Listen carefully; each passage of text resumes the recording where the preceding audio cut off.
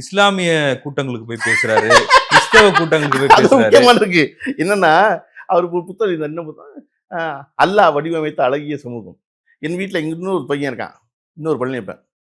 எங்க வீட்ல எங்க தாத்தா பேர் பழனியப்பன்றனால பல பழனியப்பன் இருப்பாங்க. பல கருப்பையா இருப்பாங்க. பல கருப்பையா இருப்பாங்க. அப்படி தம்பி ஒருத்தன் இருக்கான். பழனியப்பன். அவன் ஒரு 20 ஆண்டு காலம் முன்னாடி இஸ்லாம் மதத்தை தழுவிட்டான். சரியா?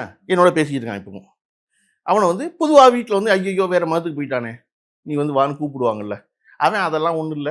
எனக்கு அது நல்லா சௌரியமா இருக்கு. ரொம்ப உயர்ந்ததா தோணுது போயிட்டான். என்கிட்ட பேச்சே பண்ணேன்னு நான் மட்டும் அவன திரும்பி வாடான்னு சொல்லவே மாட்டேன். அது அவன் விருப்பம். நான் சொல்லுவேன், உன்னுடைய தாய் தந்தைய வந்து பாரு. அவர்கள் உன்னை எதிர்த்து பேசுனாங்க, உன்னை திட்டுறாங்க. பரவால்ல போயிட்டு போறாங்க. பெத்தவங்க தான். இல்லையா? பாரு நீ வந்து பாரு. இல்லன்னா அவன் வந்தா என்னைய வந்து இதெல்லாம் சொல்லுவாங்க, அதெல்லாம் சொல்லுவாங்கன்னேம்மா. அவன் பார்ப்பான். வருவான். தான் அவங்க அப்பா, அம்மாவ பார்ப்பான், போவான். இவருக்கு இன்னொரு தம்பி மகன். பழகுற இன்னொரு தம்பி மகன். பழகுறப்பயே அதை ஆதரிச்சிருப்பார்ல. இல்ல. அவனை வெளியேத்திட்டார்ல. நான் என்ன சொன்னேன், இந்த அல்லாஹ் வடிவமைத்த அழகிய சமூகத்தை இந்த குடும்பத்துல முதல்ல உணர்ந்தவன் அவன்தான். நீங்க அவனை கூப்பிட்டுல புத்தகத்தை வெளியிட்டு இருக்கணும். வாடா மகனே, இந்த குடும்பத்துல இந்த அறிவு உனக்கு தாண்டா முதல்ல இருந்துச்சு, எனக்கெல்லாம் பின்னாடி தான் வந்துச்சு அப்படின்னு அவனை கூப்பிடவே இல்லையே நீங்க. நீங்க சும்மா என்னத்தையாவது ஊருக்கு வந்து அல்லாஹ் வடிவமைத்த அழகிய சமூகம் சொல்றது, வீட்டுக்குள்ள ஒருத்தர் இருந்தானா அவனை வெளியேற்றுறது. நீ அவனை கொண்டாடி இருக்கணும்ல. உங்களுக்கு 20 வருஷம் கண்டுபிடிச்சிருக்கான்ல அவன் அல்லாஹ் வடிவமைத்த அழகிய சமூகத்தை.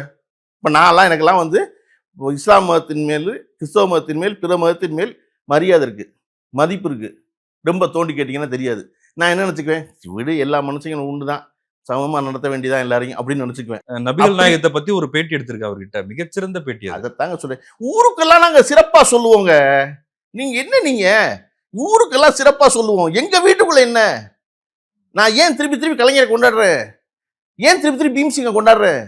பீம்சிங்னு ஒரு இயக்குனர் இருந்தார். தெரியுமா உங்களுக்கு எல்லாருக்கும்? பாவரிசை படம் பண்ணவர். அவர் வீட்டிற்குள் இல்லாத மதமே இல்ல, அவர் வீட்டுக்குள் இல்லாத சாதியே இல்ல. அத்தனை பிள்ளைகளுக்கு காதல் திருமணம். சரி பரவாயில்ல, அது அவன் விருப்பம். இதுல என்ன இருக்கு? அவர் சொல்லுவாரு, நம்ம பி லெனின் இருக்காரு, எடிட்டர் பி லெனின், அவர் வந்து பீம்சிங்குடைய மகன். சரியா? லெனின் சொல்லுவாரு, பாரத விலாசங்கள் எங்க வீடு தான் ஏம்பாரு, எங்க வீட்டுக்குள்ள அத்தனை பேர் இருக்காங்க ஏம்பாரு. அந்த குடும்பம் மிக மகிழ்ச்சியாக இருக்கிறது. அதனாலதான் குடும்ப தலைவனாக இருக்கிறது ரொம்ப முக்கியங்கிறேன். ஒரு வீட்டுக்குள்ள அப்படித்தான் இருப்பான். கலைஞர் குடும்பத்திலையும் ஜாதி, எல்லாருமே ஜாதி மறுப்பு. யாருமே ஜாதியை மறுக்கலைங்க. அவரவர் வாசப்பட்டாங்க, கல்யாணம் பண்ணாங்க. அது இயல்பாக சாதி மறுப்பு திருமணம் ஆயிடுச்சு இல்லையா? சாதியை பிடிச்சி தொங்கல யாரும். அப்படிங்கும் போது வீட்டுக்குள்ள ஒரு இஸ்லாம் இருக்கானே, இஸ்லாத்தை தழுவுனவன், நீங்க வாங்க, அவனை வச்சு கொண்டாடுங்க.